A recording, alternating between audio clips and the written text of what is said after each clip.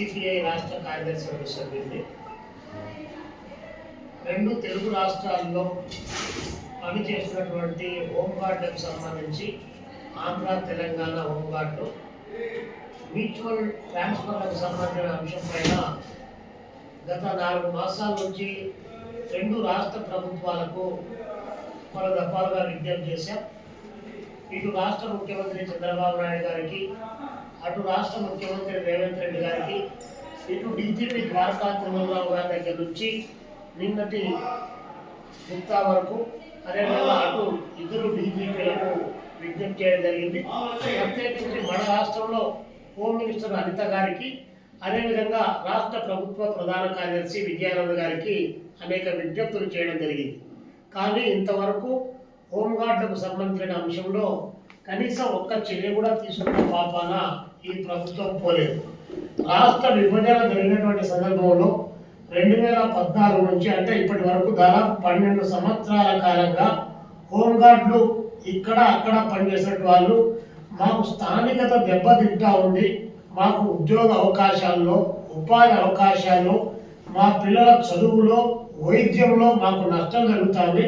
రాష్ట్ర విభజన జరిగింది కాబట్టి మమ్మల్ని అందరినీ కూడా తెలంగాణలో ఉన్నట్టు వాళ్ళ ఆంధ్రాకు, ఆంధ్ర ఉన్నట్టు వాళ్ళు తెలంగాణకు తీసుకెళ్ళమని చెప్పి పదే విజ్ఞప్తి చేస్తూ ఉన్నారు. అయినా ప్రభుత్వం ఏమాత్రం కూడా చిరించలేదు. నాటి ముఖ్యమంత్రి చంద్రబాబు నాయుడు గారు, మధ్యలో వచ్చినటువంటి జగన్మోహన్ రెడ్డి గారు, నేటి ముఖ్యమంత్రి చంద్రబాబు నాయుడు గారు ఇంతవరకు దీనిపైన కనీసం చర్యలు తీసుకోకపోవడం వంటిది ఇది హోంగార్డులు ఇరు రాష్ట్రాల్లో పనిచేసే వాళ్ళను చాలా తీవ్రమైన ఆవేదనకు గురి చేస్తా ఉంది. ఇప్పుడు ఒకవైపున ఈ డిమాండ్ వస్తూ ఉంటే తగదరమ్మ అని చెప్పేసి 18 మందికి మ్యూచువల్ ట్రాన్స్ఫర్ ఇచ్చేసి ఈ ప్రభుత్వం నిన్ననే మొన్న ఒక జీవో జారీ చేసింది. పని చేస్తున్నట్టు వాళ్ళందరినీ ఇక్కడ వాళ్ళకు అక్కడ ఉన్నట్టు వాళ్ళు ఇక్కడికి తీసుకురామని చెప్పేసి వాళ్ళు విజ్ఞప్తులు చేస్తారంటే ఏమాత్రం కూడా పట్టించుకోవడం లేదు. మేము రాష్ట్ర ముఖ్యమంత్రి చంద్రబాబు నాయుడు గారికి చెప్తా ఉన్నాం, విజ్ఞప్తి చేస్తా ఉన్నాం. ఒక విజనరీగా ఉన్నటువంటి మీరుగా విజనరీ ప్రకటించుకున్నటువంటి ముఖ్యమంత్రి గారు, మరి మీ విజన్ ఏమైపోయింది? 2014లో మీరే కదా ముఖ్యమంత్రి గారు, అప్పటి నుంచి ఇప్పటి వరకు మీరు ఎందుకు చర్యలు తీసుకోలేదు? మీరు ప్రభుత్వాన్ని ఏలడానికి, ముఖ్యమంత్రి పదవులు చేపట్టుకోవడానికి హైదరాబాద్లో నుంచి సరాసరిగా వచ్చి తాడేపల్లిలో మీరు ప్యాలెస్ నిర్మాణం చేసుకోవచ్చు, మీరు ఇల్లు నిర్మాణం చేసుకొని మేము స్థానికులు అని చెప్పి మీరు ప్రకటించుకొని ఇక్కడ ఎన్నికల్లో పోటీ చేసి గెలుస్తా ఉన్నారు. అదే సందర్భంలోనే అక్కడ పనిచేస్తున్నటువంటి మన వాళ్ళ గురించి ఎందుకు ఆలోచన చేయడం లేదని చెప్పి ఈ ప్రభుత్వాన్ని అడుగుతాము. మేము 10 మెమోరాండాలు ఇచ్చాం, రోజు 9 గంటలకు ఒకటి వస్తుంది.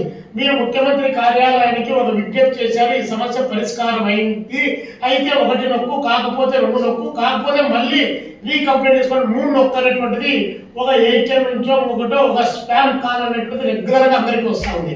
అంటే మేము ఈ కాల్స్ మాత్రమే భరించగలగాలి తప్ప మాకు మీకు ప్రభుత్వం చర్యలు తీసుకోవాలని చెప్పి ఈ సందర్భంగా అడుగుతూ, ఇప్పుడైనా రాష్ట్ర డీజీపీగా కొత్తగా నియామకం చెందినటువంటి గుప్తా గారికి మళ్ళీ ఒకసారి విజ్ఞప్తి చేస్తున్నాం. తక్షణం ఈ యొక్క తెలంగాణలో పనిచేస్తున్నటువంటి ఆంధ్ర హోంగార్డు అందరినీ కూడా ఆంధ్రప్రదేశ్కు పిలిపించి వారి స్థానికతను, వారి పిల్లల భవిష్యత్తును కాపాడాలని చెప్పేసి ప్రభుత్వాన్ని విజ్ఞప్తిస్తున్నాం. ₹1 కూడా అదనంగా డబ్బులు పడేటువంటి సమస్య లేదు. ప్రభుత్వానికి ఆర్థిక ఖజానా ఖాళీ అయినటువంటి నేపథ్యంలో అదనంగా ఇచ్చేటువంటి భారం కూడా లేదు. కేవలం 2 రాష్ట్రాల ముఖ్యమంత్రులు మాట్లాడుకొని, 2 పోలీసు మాస్టర్లు మాట్లాడుకొని ఇక్కడ వారిని అక్కడ వారిని ట్రాన్స్ఫర్ చేసుకుంటే సరిపోయే దానికి రూపాయి ఖర్చు లేని దానికి కూడా ఇంత కాలయాపన ఎందుకు అని చెప్పేసి ఈ ప్రభుత్వాన్ని నేను అడుగుతా ఉన్నాను. అదేవిధంగా నిన్న బడ్జెట్ ప్రవేశపెట్టారు చంద్రబాబు నాయుడు గారు. 3,29,000 కోట్ల రూపాయలతో బడ్జెట్ ప్రవేశపెట్టారు.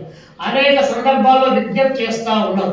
చాలా సందర్భాల్లో ఒక యువజన సంక్షేమానికి సంబంధించి లేదా యువకుల్లో దాటున్నటువంటి సృజనాత్మకతను వెలికి తీయడానికి కావాల్సినటువంటి ప్రయత్నాల భాగంగా 1,000 కోట్ల రూపాయలు యువజన బడ్జెట్ కింద ఒక సమగ్ర యువజన విధానాన్ని ఏర్పాటు చేయడానికి ఈ ప్రభుత్వం డబ్బులు కేటాయించబడుతూ ఉంటే ఇంతవరకు దాని గురించి ఒక్క మాట కూడా మాట్లాడలేదు.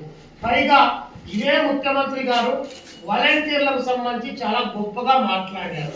నేను అధికారంలోకి వస్తే 5,000 రూపాయలు కాదు 10,000 రూపాయలు మీకు జీతం ఇస్తాను, మీ భవిష్యత్తు కాపాడుతానని చెప్పారు.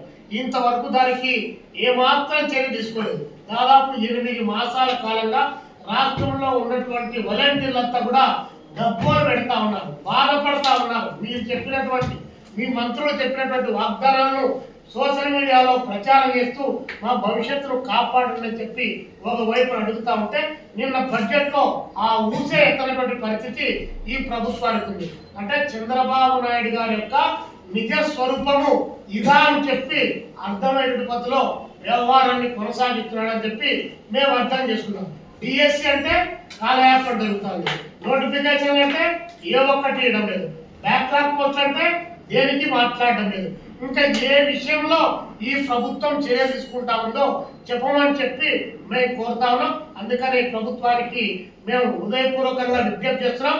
చివరిసారిగా మళ్ళొకసారి అటు హోంగార్డు విషయంలో కానీ, డిఎస్సి నోటిఫికేషన్ కానీ, అదేవిధంగా సమగ్ర విభజన విధానం అమలు చేయడానికి 1000 కోట్ల బడ్జెట్లో ఇప్పుడు దాన్ని మళ్ళొకసారి రివైజ్ చేసి ఫైన్ అయినటువంటి నేపథ్యంలో యువజన సంక్షేమానికి, నిరుద్యోగ యువతను ఆదుకోవడానికి ప్రయత్నం చేయమని చెప్పి ఈ ప్రభుత్వానికి మేము విజ్ఞప్తి చేస్తాము.